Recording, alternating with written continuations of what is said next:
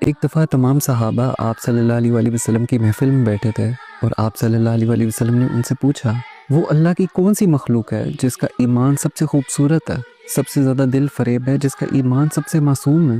تو صحابہ نے کہا کہ یا رسول اللہ، سب سے خوبصورت ایمان تو فرشتوں کا ہے۔ تو آپ صلی اللہ علیہ وسلم نے کہا کہ فرشتوں کا ایمان، ان کا ایمان مضبوط کیوں نہ ہو؟ وہ روز اللہ تعالیٰ کے احکامات سنتے ہیں، اللہ تعالیٰ کی بنائی ہوئی جنت کو دیکھتے ہیں، دوزخ کو دیکھتے ہیں، ان کا ایمان کیوں نہ مضبوط ہو؟ تو صحابہ نے کہا کہ آپ صلی اللہ علیہ وسلم، پھر تو آپ کا اور تمام نبیوں کا ایمان خوبصورت ہوگا، معصوم ہوگا۔ تو آپ صلی اللہ علیہ وسلم نے کہا کہ نبیوں کا ایمان کیوں نہ مضبوط ہو؟ ان پر تو اللہ کی وحی نازل ہوتی ہے، اللہ تعالیٰ کے احکامات ان پر اترتے ہیں، ان کا ایمان کیوں نہ مضبوط ہو؟ تو صحابہ نے کہا پھر ہمارا ایمان مضبوط ہے، معصوم ہے، دل فریب ہے۔ تو آپ صلی اللہ علیہ وسلم نے کہا کہ تمہارا ایمان کیسے مضبوط نہ ہو؟ کیا میں تم میں موجود نہیں ہوں؟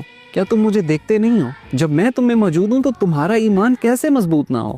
پھر آپ صلی اللہ علیہ وسلم نے بتایا کہ سب سے مضبوط اور سب سے دل فریب ایمان ان لوگوں کا ہے جنہوں نے مجھے نہیں دیکھا، جنہوں نے اللہ کے احکامات کو مجھ پہ اترتے ہوئے نہیں دیکھا، لیکن پھر بھی جب ان کے سامنے کوئی اللہ کی آیتیں پڑھتا ہے تو ان کے دل ڈر جاتے ہیں، اللہ کے خوف سے وہ ڈر جاتے ہیں۔ اور آپ صلی اللہ علیہ وسلم نے ساتھ ہی فرمایا کہ اگر تم صحابہ 10 میں سے 9 چیزوں کو مضبوطی سے تھام کے رکھو اور کسی ایک چیز کو چھوڑ دو تو تمہارے لیے آخرت کا حساب بہت مشکل ہو جائے گا، بہت سخت ہو جائے گا۔ لیکن اگر میری آنے والی امت 10 میں سے 9 چیزوں کو چھوڑ دے اور کسی ایک چیز کو مضبوطی سے تھام کے رکھے تو اس کے لیے حساب کتاب آسان ہو جائے گا، اس کی آخرت آسان ہو جائے گی۔